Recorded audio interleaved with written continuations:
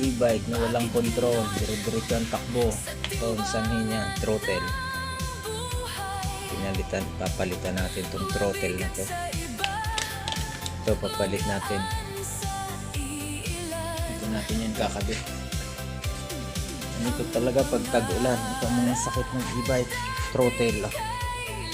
Kaya iingatan yung mabasa to mga ka-e-bike. Dapat dito nababasa kasi pag nababad yan sa ulan, nagdidikit yung magnetic yan dito. May magnetic yan dito eh. Yan. Kaya kahit hindi mo pilitin kusang tumatakbo ang e-bike mo, napakadelikado niyan. Lalo na kung ang e-bike mo walang sensor. Kaya napaka-importante rin ang sensor. Kabit na natin. Let's go. May mga throttle naman na plug and play yan na hindi na kailangan ninyong baguhin yung mga socket nila. Pero pag iba yung socket niyan, kailangan mong palitan yan.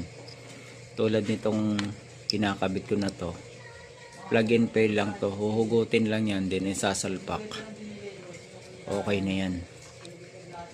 Ganyan lang, sasalpak nyo lang, diba? Yan, tapos na natin maisalpak ang kanyang wire. Subukan na natin kung siya ay kung nabago ang kanyang takbo. Ugaliin yung iangat itong isang gulong bago nyo siya buhayin para kung sakaling hindi yun ang sakit niya, hindi tatakbo. Naiangat na natin ang isang gulong. Nung dinala yan dito kanina, pagbuhay mong ganito, automatic tumatakbo yan. So ngayon nakatras, front natin. Try natin kung aandar. Okay.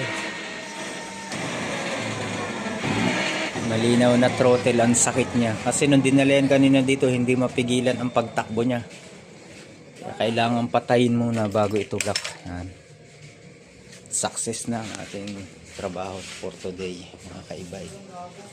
Babalik na lang natin ulit ang kanyang ating ilaw. Hanggang dito lang mga ka-e-bike. Thank you very much.